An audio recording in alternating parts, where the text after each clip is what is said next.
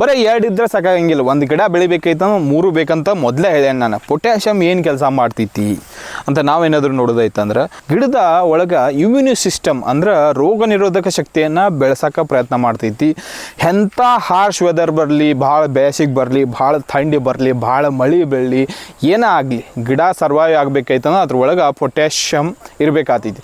ಇದರಿಂದ ರೋಗ ನಿರೋಧಕ ಶಕ್ತಿ ಹೆಚ್ಚಾಗ್ತೈತಿ ಆ ಗಿಡಕ್ಕೆ. ಸೊ ಅದಕ್ಕೋಸ್ಕರ ಇಂಥ ಹಾರ್ಶ್ ವೆದರ್ ಕಂಡೀಷನ್ನ ತಡ್ಕೊಳ್ಳೋಕೆ ಮತ್ತು ಈ ಹಣ್ಣುಗಳು ಇದ್ದು ಅಂದ್ರೆ ಅದ್ರ ಸೈಜ್ ಚಲೋ ದೊಡ್ಡ ಮಾಡೋಕೆ, ಹಣ್ಣದಾಗ ಟೇಸ್ಟ್ ತೊಂಬರಕ್ಕೆ, ಹಣ್ಣು ಮ್ಯಾಗ ಕಲರ್ ತೊಂಬರಕ್ಕೆ, ಇದಕ್ಕೆಲ್ಲದಕ್ಕೂ ಪೊಟ್ಯಾಷಿಯಮ್ ಹೆಲ್ಪ್ ಆಗ್ತೈತಿ. ಆಯಿತಾ? ಇನ್ನು ಪೊಟ್ಯಾಷಿಯಮ್ ಒಂದು ಗಿಡದಾಗ ಕಡಿಮೆ ಬಿದ್ದಿತ್ತಂದ್ರೆ ಏನಾಗ್ತೈತಿ? ಅಬ್ವಿಯಸ್ಲಿ ಪೈಲ ಸಿಂಪ್ಟಮ್ಸ ಗ್ರೋತ್ ಕಡಿಮೆ ಇದ್ದಿರ್ತೈತಿ.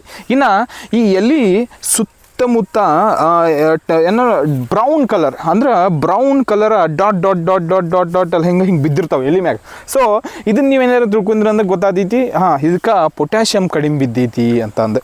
ಸೊ ಪೊಟ್ಯಾಷಿಯಮ್ ಎಲ್ಲಕ್ಕಿಂತ ಹೆಚ್ಚು ಯಾವ ಬೆಳೆಗೆ ಸೂಕ್ತ ಅಂತ ನೀವೇನಾದರೂ ಕೇಳೋದೈತೆ ಅಂದ್ರೆ ಈ ಹಣ್ಣುಗಳ ಬೆಳೆಗಳು ಇದ್ದಿರ್ತಾವಲ್ಲ, ಈಗ ಬೇಸಿಗೆದಿಂದಾಗ ನೋಡೋದೈತೆ ಅಂದ್ರೆ ಕಲ್ಲಂಗಡಿ ತಗೋರಿ, ಬಾಳಿಕಾಯಿ ತಗೋರಿ, ಇವಕ್ಕೆಲ್ಲದಕ್ಕೂ ಇಂಥ ಬೆಳೆಗಳಿಗೆ ನಾವು ಪೊಟ್ಯಾಷಿಯಮ್ ಜಾಸ್ತಿ ಕೊಡಬೇಕಾಗ್ತೈತಿ.